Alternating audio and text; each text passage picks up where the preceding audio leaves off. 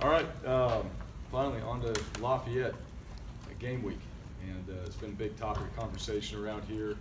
After you go through camp, you practice for so many practices, and players stop believing there's a game at some point. We finally have the deadline this week. Our guys are excited.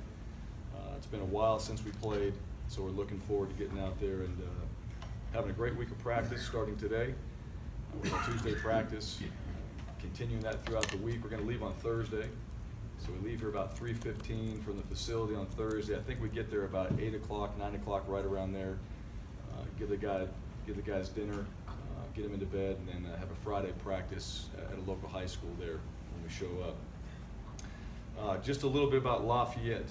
Played him 2 years ago, and Coach Hudspeth had a chance to play against him twice, one at Arkansas State and one at Boise State here. So certainly have a tremendous amount of respect for him, what he does, how he's built that program, the success they've had.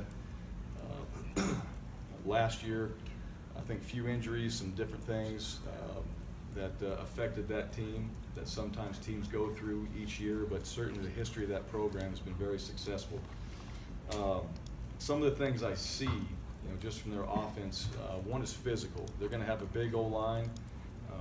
They're going to run the ball inside. They're going to have tight ends that are being involved in the run game as well, and their wide receivers are not always out there to catch balls. They're being physical on the perimeter. Certainly the question mark, Anthony Jennings, number 11. I've had a chance to watch a few of his clips when he was at LSU, and you watch him play. He certainly can run. He certainly has the size, and he certainly can throw the football and do it very well, all three. And them naming him the starter, I think after watching some film on him, I think you could see why. The guy's very impressive.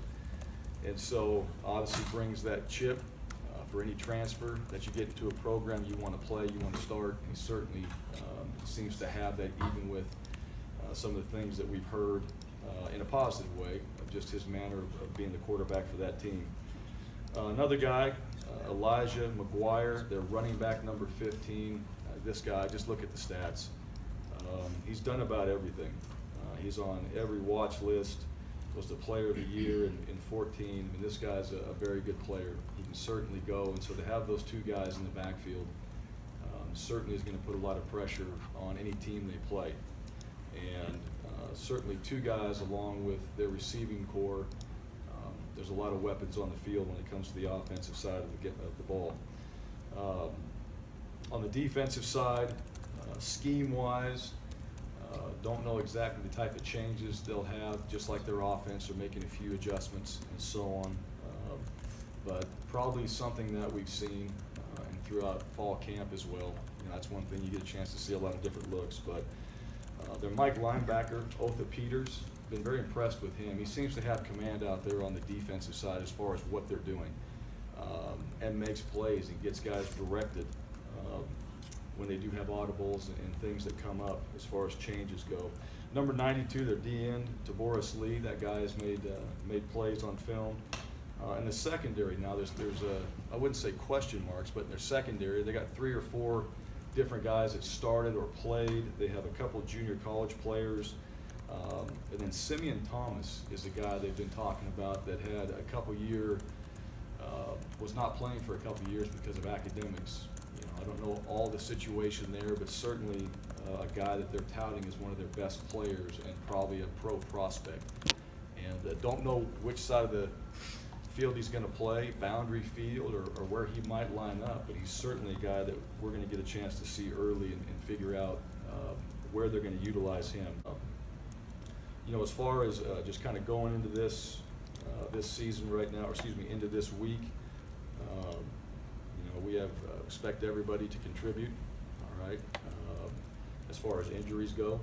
And again, we'll know a lot more by the end of the week when it comes to how these guys are looking on the field. And certainly expecting guys to be out there and prepared to play. Talked about today with Dylan Sumner-Gardner, and I think that's real simple. You got to take care of business, and certainly disappointed in that situation there, but You know, I think my 10-year-old son plays football now too, and he understands that you've got to take care of your schoolwork, you've got to do things in order to play. And it's really that simple. And we take tremendous pride in this program academically. And we've shown that and proved that over the last 2.5 years of our academics and what these guys have been capable of accomplishing in the classroom. And the bottom line is none of their dreams are going to actually happen if they don't walk out of here with that piece of paper. We talk about that all the time. And we made used Ashley Ambrose as an example in a team meeting a couple days ago, and Ashley played 13 years in the NFL. Well, that's great. Ashley's not done competing in his life, but if he didn't have that piece of paper, he wouldn't be at Boise State as part of this staff. And I think the guys really took to that like, okay, I have dreams of playing at the next level, and maybe all the money that goes along with it, but certainly not going to quit being a competitor when my body decides I can't play any longer. So we're going to have guys step up, all right, while he's out, and certainly want to get him back on track as we move forward. So with that, we'll open it up for questions.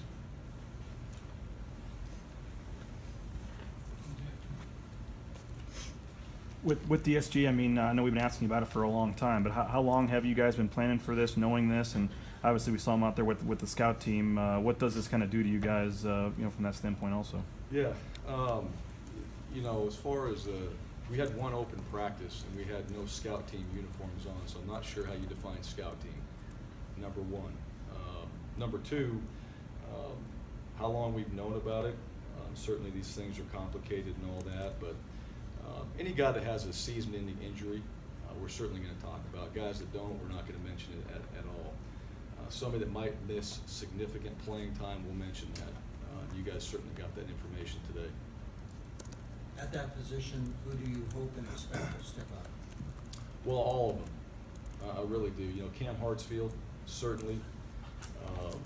Cam Miles in that position as well. Evan Tyler. You know, some of the guys we've been talking about, and certainly, you know, one of the things I say with tremendous confidence, Cam Hartsfield's really been, since even last spring, one of the most improved players. I think two guys have really stood out to me since last spring. Cam Hartsfield on the defensive side and Akelian Butler on the offensive side. Those guys, sometimes that switch goes off and everything starts to make sense, and those guys just go out there and they've been very consistent. They played extremely hard, and I feel very good about Cam Hartsfield being out there. I feel very good about Evan Tyler. Evan Tyler's a guy that is still, you know, give that guy another year to keep developing into his body, but where he's at right now, as far as playing fast, you know, we feel confident about that.